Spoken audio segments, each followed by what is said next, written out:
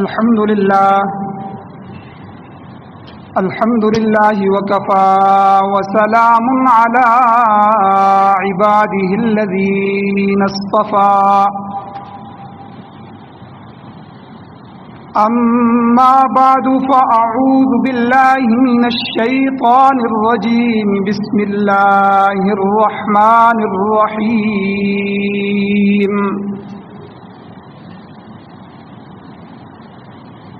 والذين يكنزون الذهب والفضة ولا ينفقونها في سبيل الله فبشرهم بعذاب أليم يوم يحمى عليها في نار جهنم فتكوى بها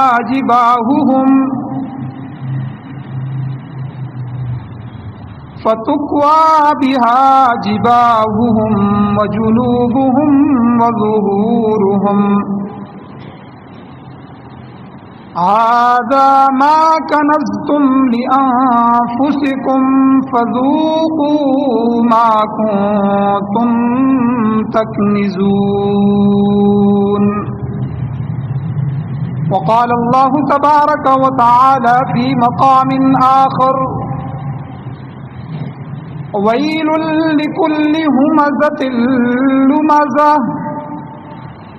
الذي جمع مالا وعدده يحسب أن ماله أخلده كلا لينبذن في الحطمة وما أدراك ما الحطمة نار الله الموقدة التي تطلع على الأفئدة إنها عليهم مؤصدة في عمد ممددة.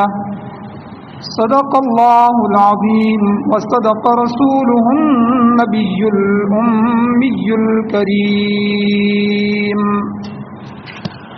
درود شریف اللهم صل على آل سیدنا مولانا محمد صلی علیہ.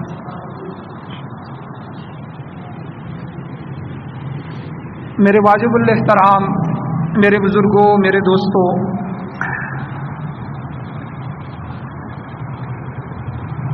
رمضان المبارک شروع ہوتے ہی انسانوں میں ذہنی طور پر، ایمانی طور پر اور اعمالی اعتبار سے بہت سی خوشگوار تبدیلیاں واقع ہوتی ہیں. وہ لوگ جو پورا سال قرآن کی طرف متوجہ نہیں ہوتے، نماز کی طرف متوجہ نہیں ہوتے، دل نہیں لگتا، وہ بھی ذہنی طور پر اس طرف آمادہ ہو جاتے ہیں اور ایمان مضبوط ہو جاتا ہے، ایمان ان کو کھینچ کے مسجد میں لے آتا ہے. اور اعمالی اعتبار سے جنہوں نے کبھی فرض بھی پوری طرح نہ پڑھے ہوں وہ نوافل بھی پڑھنا شروع ہو جاتے ہیں، تراویح بھی پڑھنا شروع ہو جاتے ہیں، تہجد بھی پڑھنا شروع ہو جاتے ہیں. تو یہ اس مہینے کی برکت ہے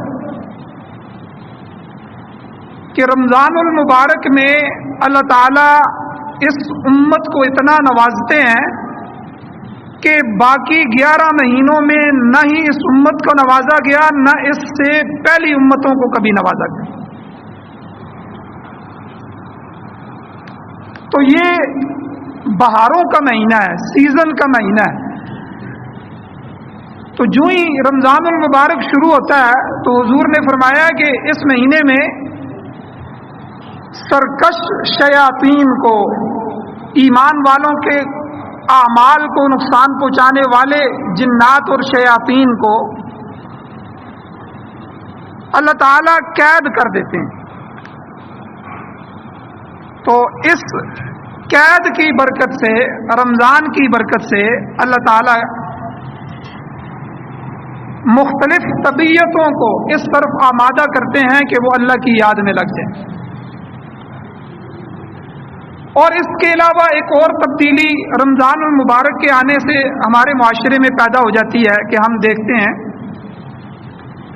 कि जो 11 महीनों में अमन नहीं था, अमन व अमान नहीं था, माफियाँ तलाफियाँ किसी के लिए नहीं थी, दिल सख्त थे, तो मुआशरे में अमन व अमान पैदा हो जाता है। बाहमी आपस में एक दूसरे की हमदर्दी पैदा हो जाती है, प्यार पैदा हो जाता है, अखुवत और भाईचारगी पैदा हो जाती है। तो ये एक अजीब सी फिजा रमज़ानुल मुबारक की बरकत की वजह से पैदा हो जाती है। तो चुनाचे इसी महीने में आम तौर पर अपने मालों की ज़कात निकालने का भी दस्तूर है। एक मसला समझ लें कि अगरचे ज़कात की अदायगी का बराह रास्त रमज़ानुल मुबारक के महीने से कोई ताल्लुक नहीं है। जिस तरह हज का महीना है उसमें हज फर्ज होता है, उसका अपना महीना है, इसी तरह रमज़ान रोज़ों का अपना महीना है, इन महीने के आते ही रोज़े फर्ज हो जाते हैं। तो इस तरह ये नहीं है कि रमज़ान आएगा तो ज़कात फर्ज हो जाएगी। ज़कात का रमज़ान के साथ कोई ताल्लुक नहीं है, बल्कि ज़कात के वाजिब होने और उसके अदायगी का ताल्लुक उसके मुतअय्यन निसाब का मालिक बनने से है। जब आदमी उतने निसाब का जितना शरीयत ने मुकर्रर किया है मालिक बन जाता है, उतनी रकम, उतनी मालियत, उतनी चीज़ें उसके पास आ जाती हैं, तो वो आदमी उसी दिन जो है वो ज़कात का मालिक बन जाता है, साहिब निसाब बन जाता है। फिर अगले साल उसी दिन उसको ज़कात देनी होती है। अब मुहर्रम के 10वीं तारीख को अगर एक आदमी के पास माल आ गया, 52.5 तोले चांदी की कीमत आ गई, तकरीबन आज की जो इस महीने के जो चांदी की कीमत चल रही है ये बदलती रहती है, ऊपर नीचे होती रहती है, सोने चांदी के रेट बदलते रहते हैं, तो तकरीबन 90 से 95 हज़ार की रकम बनती है 52.5 तोले चांदी। ये 17,000 कुछ रुपए फी तोला चांदी है। अब इतना माल जब भी आदमी के पास जिस दिन आ गया वो मालिक बन गया, उस दिन उसको अपनी इस्लामी तारीख नोट करनी हो, क्योंकि वो मालिक हो गया, साहिब निसाब हो गया, उतनी मुतय्यन मिक़दार उसके पास आ गई है। अब अगले साल 10 मुहर्रम को ही उस पर ज़कात फर्ज हो। ज़कात के लिए ये उसूल है, ये ज़ाब्ता है, लेकिन चूंकि रवाज बन चुका है कि लोग रमज़ानुल मुबारक में ज़कात की अदायगी करते हैं, इसलिए इस मौके पर मुनासिब ये लगा कि इस महीने में जहाँ रमज़ान के मसाइल, रोज़े के मसाइल, तरावीह के मसाइल और इनमें से हर एक की इबादत के मुताल्लिक़ लिखा जाता है, पढ़ा जाता है, सुनाया जाता है, बताया जाता है, वहाँ इसी महीने में ज़कात पर भी कुछ न कुछ बात की जाए, ताकि इस फरीज़े के अदा करने में भी पूरी जिम्मेदारी से इस फरीज़े को अदा किया जाए। इसके साथ साथ ये बात भी ज़हनों में रहे कि हम मुआशरे से इस फिज़ा को ख़त्म करने की कोशिश करें, जो इस वक्त उमूमी तौर पर सारे मुसलमानों में ज़ोर पकड़ चुकी है। पहले किसी ने अपनी ज़कात जमा की होगी उसी महीने के हिसाब से जिस महीने में उस पर फ़र्ज होती है, फिर उसने सोचा होगा कि चलो मैं जमा कर लेता हूँ, दूंगा जाके रमज़ान में, मेरा अजर बढ़ जाएगा।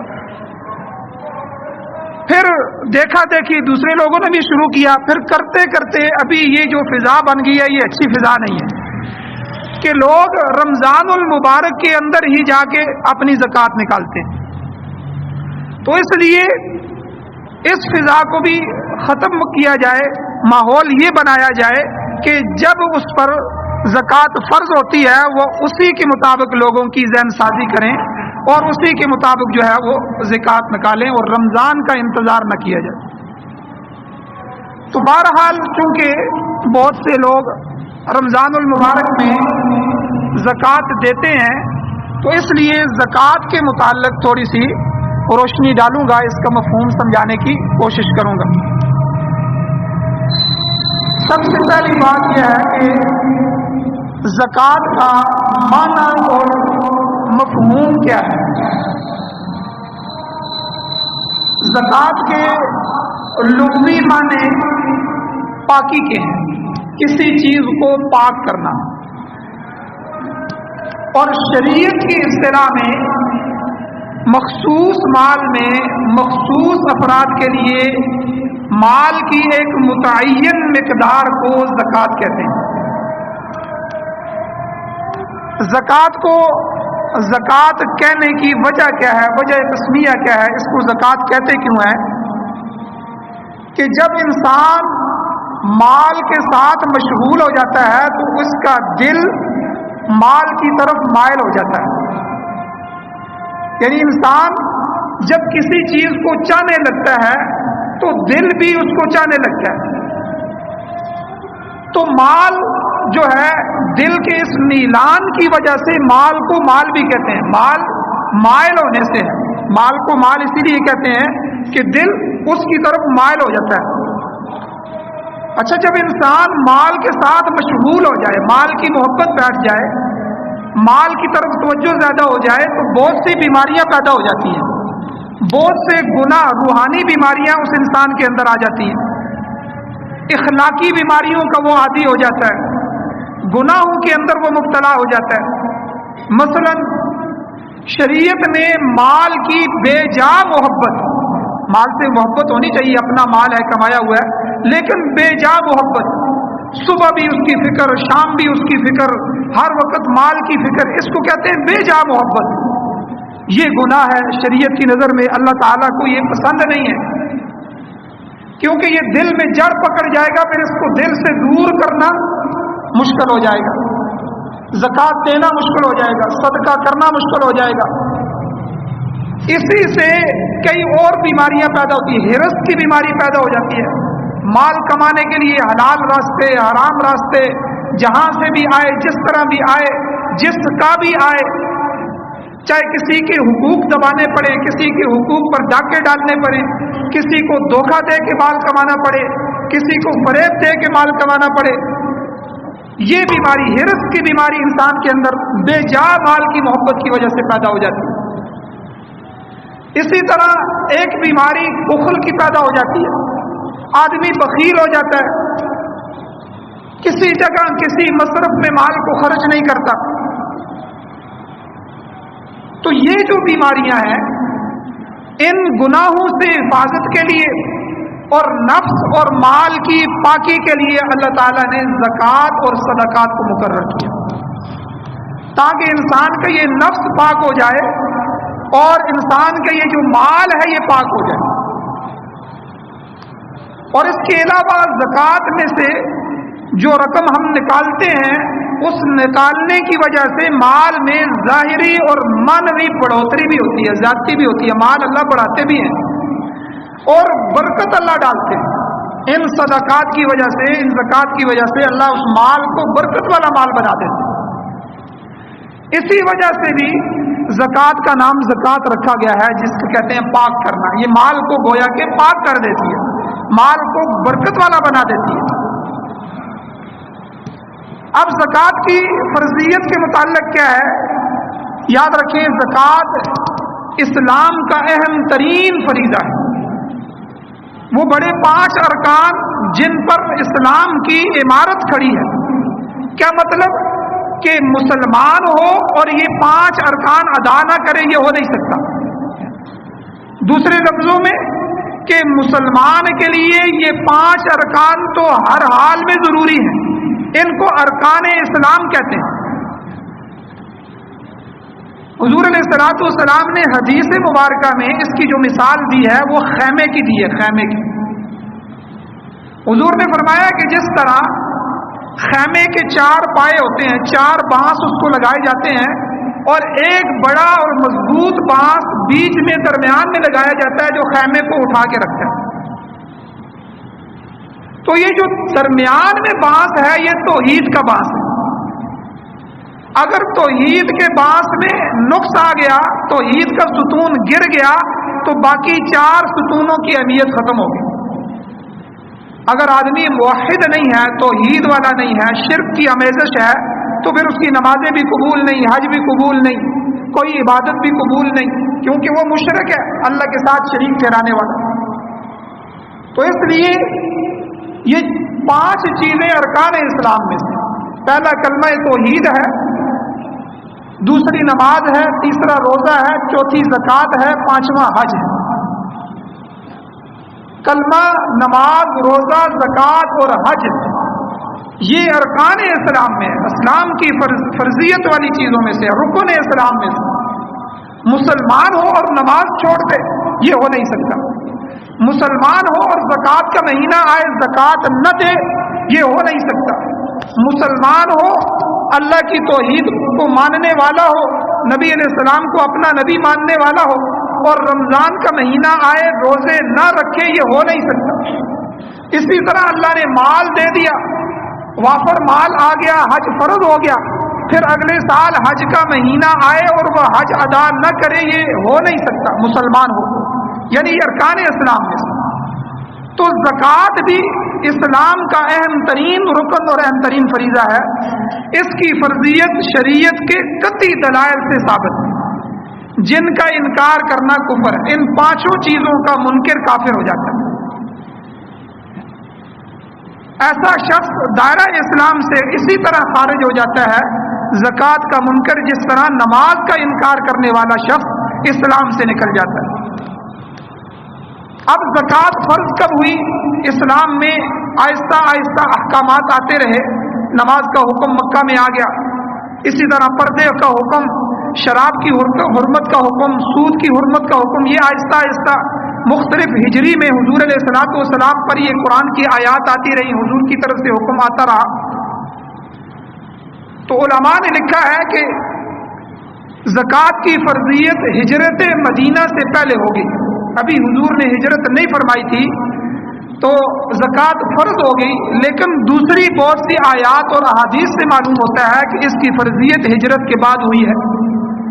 چنانچہ علامہ ابن کثیر رحمہ اللہ نے لکھا ہے کہ جو فرضیت ہے، نفس فرضیت زکوٰۃ کی، وہ تو ہجرت سے پہلے ہو گئی تھی، لیکن جو اس کے تفصیلی احکامات ہیں کہ کتنے پیسے ہوں تو زکوٰۃ دینی ہے، کن کن چیزوں پر زکوٰۃ دینی ہے، عشر کیا ہے، فصلوں کی زکوٰۃ کیا ہے، جانوروں کی زکوٰۃ کیا ہے، کتنے کتنے جانور ہوں گے تو زکوٰۃ ہوگی، یہ جو تفصیلی احکام ہیں یہ ہجرت کے بعد آئے ہیں۔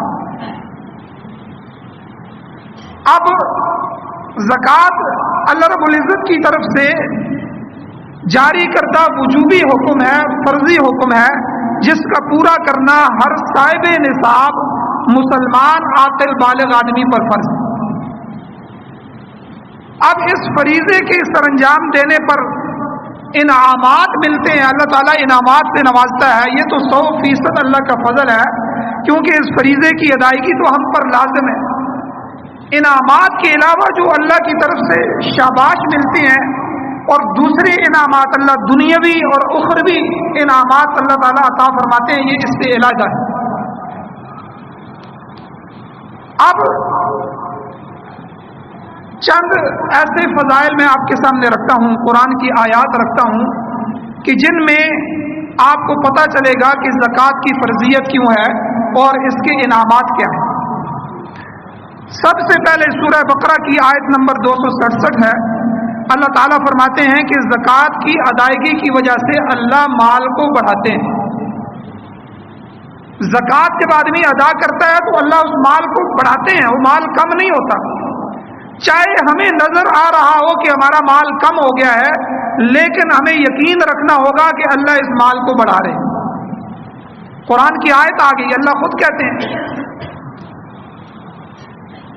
اللہ قرآن میں کہتے ہیں کہ میں سود کو کم کرتا ہوں، سود کو گھٹاتا ہوں، اور صدقات یربی الصدقات، صدقات کو میں بڑھاتا ہوں۔ علماء نے بڑی عجیب مثال دی ہے۔ علماء فرماتے ہیں کہ دیکھو، ایک آدمی سود لے رہا ہے، 1000 روپیہ اس نے سود پر دیا، اب مہینے کے بعد 100 روپیہ اس کو اس 1000 پر مل رہا ہے۔ ہماری آنکھ کہہ رہی ہے کہ سود بڑھ رہا ہے، نظر آ رہا ہے کہ سود بڑھ رہا ہے، اور وہی 1000 روپیہ اس میں سے ہم 100 روپیہ صدقہ دے دیتے ہیں، تو ہمیں نظر آ رہا ہے کہ صدقے کی وجہ سے وہ پیسے کم ہو رہے ہیں، وہ تو 1000 میں سے 900 روپیہ رہ گیا۔ لیکن اللہ قرآن میں کہتے ہیں کہ تمہیں مشاہدہ ہو رہا ہے، تمہاری آنکھ دیکھ رہی ہے، تمہیں نظر آ رہا ہے کہ سود کی وجہ سے مال بڑھ رہا ہے، زکوٰۃ کی وجہ سے، صدقے کی وجہ سے مال کم ہو رہا ہے، لیکن بات ایسی نہیں ہے۔ میں سود کو کم کرتا ہوں اور صدقات کو بڑھاتا ہوں، یہ میرا حکم ہے اور میرا وعدہ ہے۔ اب یہ کیسے بڑھتا ہے؟ اس کی علماء نے ایک مثال دی ہے جس کو ہم دنیا میں ہمیشہ دیکھتے رہتے ہیں کہ اللہ نے حلال میں برکت رکھی ہے اور حرام میں نحوست رکھی ہے، بے برکتی رکھی ہے۔ اب 2 جانور ہیں جن کو ہم دیکھتے ہیں، ایک بکری ہے، ایک کتیا ہے۔ ہم روزانہ دیکھتے ہیں کہ ان کی دونوں کی نسل بڑھ رہی ہے، دونوں بچے پیدا کرتے ہیں، نسل بڑھاتے ہیں۔ اب کتیا جب بچہ دیتی ہے تو اس کے 5 6 7 8 8 بچے ہوتے ہیں، زیادہ تعداد میں بچے ہوتے ہیں۔ اور بکری جب بچے دیتی ہے تو ایک بچہ ہوتا ہے، 2 ہو جاتے ہیں، زیادہ نسلی قسم کی بکری ہو تو 3 ہو جاتے ہیں۔ لیکن کتے کو اللہ نے حرام کیا ہے، وہ حرام جانور ہے، بکری کو اللہ نے حلال کیا ہے، گوشت خور جانور ہے، اس کا گوشت کھایا جاتا ہے۔ اب اس میں اللہ نے بے برکتی رکھی ہے اور اس بکری میں اللہ نے برکت رکھی ہے۔ اب ہم روز دیکھتے ہیں کہ کتے کو کوئی ذبح نہیں کیا جاتا، کتے کو کھایا نہیں جاتا، کتے کا گوشت نہیں بنایا جاتا، اور بکری کو ہر جگہ ہر روز قصاب جو ہیں وہ ذبح کرتے ہیں، بیچتے ہیں، لوگ کھاتے ہیں، پکاتے ہیں، ہوٹلوں میں اس کا استعمال ہوتا ہے، ہر جگہ دعوتوں میں اس کا استعمال ہوتا ہے۔ اب ہونا یہ چاہیے کہ جو کتیا 8 بچے دے رہی ہے اس کی نسل اتنی زیادہ ہو جائے کہ گلیوں میں، محلوں میں، شہروں میں وہ بھر جائے، اور جس بکری کی نسل کم ہوتی ہے اور اس کو ساتھ ساتھ کھایا بھی جاتا ہے، استعمال بھی کیا جاتا ہے، اس کی نسل ختم ہو جانی چاہیے، کم ہو جانی چاہیے۔ لیکن اللہ نے اس حلال میں اتنی برکت رکھی ہے کہ آپ اتنی بکریاں دیکھیں گے، اتنے اجڑ کے اجڑ آپ دیکھیں گے، بے شمار بکریاں آپ کو ملیں گی، منڈیوں میں ملیں گی، ہر جگہ ملیں گی، لیکن آپ کو گلیوں محلوں میں کتے نظر نہیں آئیں گے، دیکھنے کے لیے بھی نظر نہیں آئیں گے، بہت کم کم کہیں سے کتا گزرتا ہوا نظر آئے گا۔ تو یہ اللہ تعالیٰ کا نظام ہے کہ اللہ نے حلال میں برکت رکھ دی ہے، اللہ حلال کو بڑھاتے ہیں۔ ہماری آنکھ دیکھے، سمجھے، سنے یا نہ سمجھے، لیکن اللہ تعالیٰ نے حلال میں برکت رکھی اور اللہ حرام کو کم کرتے ہیں۔ اسی طرح قرآن کی یہ آیت علماء فرماتے ہیں کہ جب بندہ اپنے مال کا حساب کرتا ہے، سال بعد حساب کر کے اس میں سے زکوٰۃ نکالتا ہے، اپنی فصل کا حساب کرتا ہے کہ اللہ نے مجھے اتنی من فصل دی ہے اور اتنے من میں سے اتنا عشر ہے، وہ اپنا عشر نکالتا ہے۔ اللہ کہتے ہیں تجھے نظر تو یہ آ رہا ہے کہ اتنی بوریاں کم ہو گئی ہیں، لیکن میرے اللہ کا تجھ سے وعدہ ہے کہ میں تجھے اس میں برکت عطا کروں۔ اور ہم نے دیکھا ہے، ایسے لوگوں کو دیکھا ہے جو زکوٰۃ نکالتے ہیں، اپنے مال میں سے حساب کر کے، اپنی فصلوں کا حساب کر کے عشر نکالتے ہیں، اللہ نے ان کو بے شمار دولت عطا فرمائی، بے شمار برکتیں عطا فرمائی۔ بعض تو ایسے بھی ہم نے دیکھے ہیں، وہ کہتے ہیں ہمیں حساب ہی نہیں آتا، ہماری اتنی دولت ہے۔ وجہ صرف یہ ہے کہ ہم اللہ کا حق ادا کرتے ہیں۔ یاد رکھیے، جب اللہ کا حق ادا نہیں ہوگا تو وہ مال ناپاک رہے گا۔ مال نے تو پاک ہونا ہے زکوٰۃ کی وجہ سے، زکوٰۃ ہم دے نہیں رہے، فصل میں برکت آنی ہے، فصل میں پاک ہونا ہے عشر کی وجہ سے، وہ ہم نکال نہیں رہے، تو پھر برکت کہاں سے آئے گی؟ اللہ کی مدد کہاں سے آئے گی؟ اخراجات کہاں سے پورے ہوں گے؟ تو اس لیے سورہ بقرہ کی اس آیت میں اللہ تعالیٰ فرماتے ہیں کہ زکوٰۃ کی ادائیگی کی وجہ سے اللہ مال کو بڑھاتے ہیں۔ اسی طرح سورہ بقرہ کی 161 نمبر آیت ہے، اللہ تعالیٰ فرماتے ہیں کہ زکوٰۃ کی وجہ سے اجر و ثواب 700 گنا تک اللہ بڑھا دیتے ہیں۔ جو اللہ کے راستے میں خرچ کرتا ہے، اللہ کے راستے میں زکوٰۃ نکالتا ہے، تو اس کا بدلہ 10 گنا نہیں ہے، اللہ کہتے ہیں 700 گنا سے شروع ہوتا ہے۔ تو 700، ایک रुपया सदका किया, ज़कात निकाली, अल्लाह ताला ने 700 रुपये देने का वादा किया और उतना सवाब का वादा किया है, और फिर उससे उतना जितना इखलास और मोहब्बत होगी वो ये बढ़ता जाएगा। इसी तरह सूरतुल फातिर के अंदर 29 और 30 नंबर आयत है, अल्लाह ताला कहते हैं ज़कात की वजह से मिलने वाला अजर कभी ख़त्म होने वाला नहीं है, हमेशा बाकी रहे। अल्लाह इस अजर को बाकी रखे। बल्कि हदीस में क्या आता है, हदीस बुखारी शरीफ की हदीस है, हुजूर अलैहिस्सलातु वस्सलाम का पाक इरशाद है, हुजूर ने फरमाया जब आदमी सदका देता है तो सदका किसको देता है? अल्लाह को देता है। अल्लाह के हुक्म की वजह से गुरबा को देता है, अल्लाह को राजी करने के लिए देता है, तो वो अल्लाह को दे रहा होता है, ज़कात अल्लाह को दे रहा होता है। हुजूर ने फरमाया कि अल्लाह अपने दाएं हाथ से उस सदके को वसूल करते हैं, यानी दाएं हाथ से लेना ये इज्जत की अलामत है। तो अल्लाह दाएं हाथ से इज्जत के साथ, मोहब्बत के साथ अपने उस बंदे के दिए हुए को, उस सदके को, उस ज़कात को अल्लाह दाएं हाथ से वसूल करते हैं। पहला इनाम तो बंदे को ये मिलता कि अल्लाह ताला उससे राजी हो जाते हैं और अपना दायां हाथ आगे करके अल्लाह ताला मोहब्बत से, प्यार से उसको लेते हैं।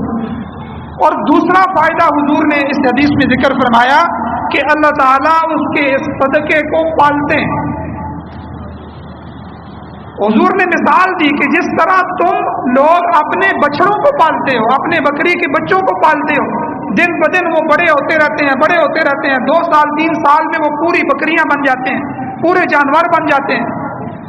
हुजूर ने फरमाया अल्लाह ताला इज्जत के साथ इस माल को बंदे से लेके फिर इसको पालना शुरू करते हैं, और जब क़यामत के दिन ये बंदा अल्लाह के हुजूर में पेश होगा तो ये माल इसका पहाड़ों जितना बड़ा हो गया होगा, इसका अजर पहाड़ों जितना बढ़ गया होगा, और बंदा हैरान होगा कि अल्लाह इतने पैसे तो मैंने नहीं दिए थे, इतना सदका तो मैंने नहीं किया था।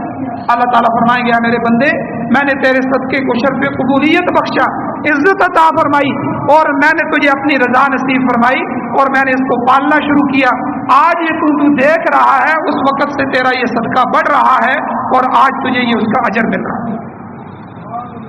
तो अल्लाह ताला इज्जत करने वाले हैं।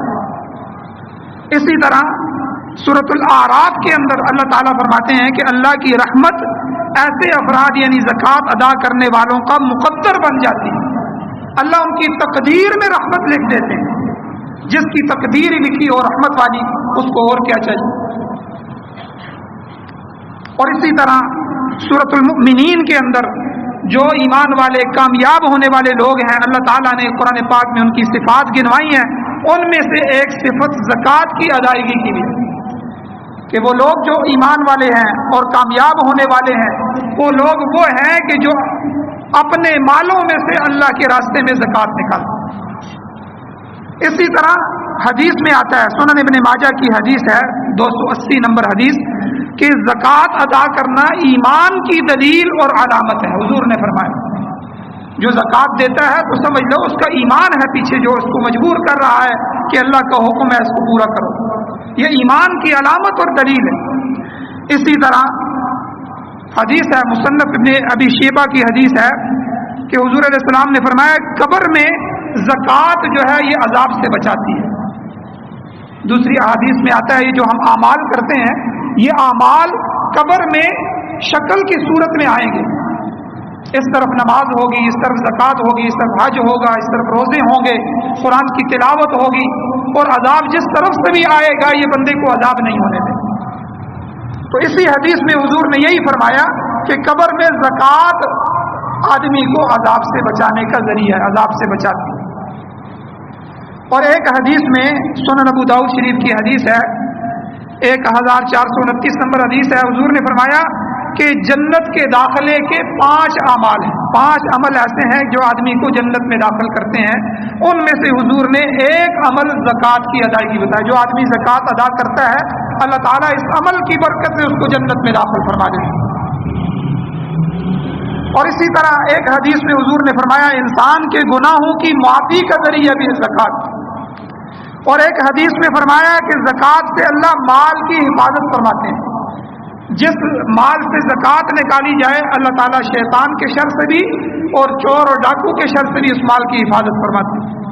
اسی طرح حضور نے ایک حدیث میں، سنن کبریٰ کی حدیث ہے، حضور نے فرمایا کہ زکوٰۃ سے مال کا شر ختم ہو جاتا ہے۔ ہر چیز میں ایک شر ہوتا ہے، اولاد میں بھی شر ہوتا ہے، بیوی میں بھی شر ہوتا ہے، مکان کے اندر بھی شر ہوتا ہے، سواری کے اندر بھی شر ہوتا ہے کہ سواری تباہ ہو جائے، سواری کا ایکسیڈنٹ ہو جائے، ٹھیک ہے، بیوی نافرمان ہو جائے تو آدمی کی زندگی تباہ ہو جاتی ہے، اولاد بے عزت کرنا شروع کر دے، نافرمان ہو جائے تو آدمی کا سکون ختم ہو جاتا ہے۔ مال اگر نقصان دے دے، مال غلط خرچ ہو جائے، مال سے نقصان آنا شروع ہو جائے تو یہ مال کا شر ہوتا ہے۔ تو جو آدمی، حضور نے کیا فرمایا، مال میں سے زکوٰۃ نکالتا ہے، اللہ اس زکوٰۃ کی برکت سے مال کے شر کو ختم کر دیتے ہیں۔ تو یہ سارے وہ فضائل ہیں جو میں نے آپ کے سامنے قرآن مجید کی آیات مبارکہ اور احادیث مبارکہ سے بیان فرمائے ہیں، یہ زکوٰۃ کے ادا کرنے کے ہیں۔ اور اسی طرح جب آدمی زکوٰۃ نہ دے، اس فریضے کو ادا نہ کرے، تو جہاں اللہ کی طرف سے انعامات ہیں، فوائد ہیں، وہاں اس فریضے کی ادائیگی میں غفلت کرنے والوں کے لیے قرآن پاک میں اور احادیث مبارکہ میں حضور نے بہت سی وعیدیں بھی ارشاد فرمائی، بہت سے عذاب بھی بیان فرمائے۔ چند وعیدیں میں آپ کے سامنے پیش کرتا ہوں۔ سب سے پہلے سورہ توبہ کے اندر اللہ فرماتے ہیں، جو آیت میں نے خطبے کے اندر پڑھی ہے، اللہ کہتے ہیں والذین یکنزون الذهب والفضة، وہ لوگ جو سونے اور چاندی کو جمع کرتے ہیں، ان کا خزانہ بناتے ہیں، اتنے تولے سونا میرے پاس ہے، اتنی چاندی میرے پاس ہے، اتنا مال میرے پاس ہے، اتنا بینک بیلنس میرے پاس ہے، جمع کر رہے ہیں والذین یکنزون الذهب والفضة ولا ينفقونها في سبيل الله، پھر وہ اس میں سے اللہ کے راستے میں خرچ نہیں کرتے، صدقات نہیں دیتے، زکوٰۃ کا موقع آتا ہے زکوٰۃ نہیں دیتے، فبشرہم بعذاب علیم، پہلی وعید اللہ نے یہ فرمائی کہ اے میرے نبی، آپ ان کو دردناک عذاب کی خوشخبری دیں۔ اللہ اس وجہ سے، ان کے اس عمل کی وجہ سے اللہ تعالیٰ ناراض ہوتے ہیں، ان کے مقدر میں دردناک درد دینے والا عذاب جہنم کا لکھ دیتے ہیں۔ پھر دوسرا، کل قیامت کے دن حضور نے، قرآن نے کیا فرمایا کہ یوم یحمى علیہا فی نار جہنم، قیامت کا دن ہوگا، اللہ تعالیٰ اس مال کو گرم کریں گے، اس کا سارا مال سونا چاندی آگ میں تپایا جائے گا، گرم کیا جائے گا، فتقوى بها جباہهم وجنوبهم وظہورهم، پھر اللہ فرماتے ہیں کہ ان کی پیشانیوں کو، ماتھوں کو، ان کے پہلوؤں کو، ان کی پیٹھوں کو اسی مال سے داغا جائے گا، اسی مال سے ان کو زخمی کیا جائے گا۔ وہی گرم راڈ سونے چاندی کے، وہی مال کے جو گرم تپے ہوئے راڈ ہوں گے، وہی ان کی پیشانیوں پہ لگائے جائیں گے، پہلوؤں پہ لگائے جائیں گے اور پیٹھوں پہ لگائے جائیں گے۔ علماء نے یہاں عجیب نقطہ لکھا ہے کہ اللہ تعالیٰ نے یہ ترتیب کیوں بیان کی۔ علماء کہتے ہیں جب عالم فضائل بیان کرتا ہے، علماء بیان کرتے ہیں زکوٰۃ کے متعلق، تو آدمی اس سے منہ موڑتا ہے تو سب سے پہلے چہرہ موڑتا ہے، پھر پہلو موڑتا ہے، پھر پیٹھ موڑ کے چلا جاتا ہے۔ یہ مولوی تو ویسے ہی کہتے رہتے ہیں، ان کو تو اور کام ہی نہیں ہے، یہ تو ہمارے مال کو برباد کرنے کے چکروں میں۔ کئی لوگ کہتے ہیں اس طرح، انہوں نے اپنی طرف سے قوم کو مشکل میں ڈالا، دین تو آسان ہے۔ تو علماء نے یہ نقطہ لکھا ہے کہ یہ اللہ نے اس ترتیب سے کیوں ذکر کیا قرآن میں کہ ان سب سے پہلے پیشانی کو داغا جائے گا، کیونکہ وہ سن کے سب سے پہلے جو اس حکم سے اس نے منہ موڑا تھا وہ پیشانی موڑی، پھر اس نے پہلو موڑا تھا، پھر اس نے پیٹھ موڑ کے پھر کے چلا گیا تھا، یعنی اللہ کے حکم کو نہیں مانا۔ تو اسی مال سے، انہی تینوں چیزوں کو اسی ترتیب سے قیامت کے دن داغا جائے گا، اس کو جلایا جائے گا، اسی مال کے ذریعے جلایا جائے گا۔ اور ایک سورہ آل عمران میں اللہ تعالیٰ آیت نمبر 18 میں فرماتے ہیں کہ ایسے شخص کا جو مال ہوگا جس نے زکوٰۃ نہیں دی ہوگی، اس مال کو اللہ تعالیٰ توق بنائیں گے، توق بنا کے ان لوگوں کے گلوں میں ڈالا جائے گا، جس طرح گلے بند ہوتا ہے، چادر ہوتی ہے گلے میں ڈال دی جاتی ہے تو اس کو کھینچا جاتا ہے، تو یہ مال اللہ تعالیٰ ان کے گلوں میں لپیٹ دیں گے۔ اور اسی طرح ایسا مال ان کے آخرت میں کسی کام نہیں آئے گا۔ سورہ بقرہ کے اندر اللہ فرماتے ہیں، اسی طرح سورۃ اللیل کے اندر اللہ فرماتے ہیں کہ زکوٰۃ کا ادا نہ کرنا جہنم والے اعمال کا ذریعہ بنتا ہے۔ اور اسی طرح ایک سخت حدیث ہے، آخری بات کر کے بات کو ختم کرتا ہوں۔ حضور علیہ الصلوۃ والسلام، صحیح بخاری شریف کی حدیث ہے، حضور نے فرمایا کہ جو شخص زکوٰۃ نہیں دیتا، ایسے شخص کا مال قیامت کے دن زہریلے ناگ کی شکل میں آئے، زہریلا سانپ۔ پھر حضور نے اس کی دو علامتیں اس حدیث میں ذکر کی، جس سانپ کے اندر زیادہ سے زیادہ زہر ہوتا ہے، اس کی دو علامتیں۔ حضور نے فرمایا اس کے سر کے بال جھڑ چکے ہوں گے، ایسا نہ کہ اس کے سر پہ بال نہیں ہوں گے، جتنی زہر ہوتی ہے اسی وجہ سے بال ختم ہو جاتے ہیں۔ اور حضور نے فرمایا اس کی آنکھوں کے اوپر دو سفید نقطے ہوں گے، یہ دو سفید نقطے بھی اس کی علامت ہے۔ دنیا میں بھی جس سانپ کے اندر زیادہ زہر ہوتا ہے اس کی کچھ علامتیں ہوتی ہیں، تو حضور نے اس سانپ کی علامت بتائی کہ اس کے چہرے پہ، اس سانپ کے سامنے والے حصے میں، اس کی آنکھوں کے اوپر دو سفید نقطے ہوں گے۔ پھر وہ سانپ اس کے گلے میں توق بنایا جائے گا، اور وہ پھر اس کی باچھوں کو پکڑے گا، اس کے منہ کی دونوں طرف سے وہ سانپ پکڑے گا اور کاٹنا شروع کرے گا، اور ساتھ وہ کہے گا، اس کے الفاظ یہ ہوں گے، میں تیرا مال ہوں، میں تیرا جمع کیا ہوا خزانہ، کہ کل اللہ نے تجھے حکم دیا تھا، تو جمع کرتا رہا، بعد میں وہ وارثوں کو مل گیا، ختم ہو گیا، بعد والوں نے لٹا دیا، تو نے اپنے مال میں سے اللہ کا حق ادا نہیں کیا، تو نے زکوٰۃ ادا نہیں کی۔ تو کتنا سخت عذاب ہے اس آدمی کے لیے جو زکوٰۃ ادا نہیں کرتا۔ انشاءاللہ اگلے جمعہ میں زکوٰۃ کن مالوں پر آتی ہے، کتنے اس کی ترتیب ہے، کن لوگوں کو زکوٰۃ دینا ضروری ہے، کن لوگوں کو لینا ضروری ہے، انشاءاللہ یہ چند مسائل بیان کیے جائیں گے۔ اللہ تعالیٰ سے دعا ہے اللہ ہمیں عمل کی توفیق عطا فرمائے۔ وآخر دعوانا الحمدللہ۔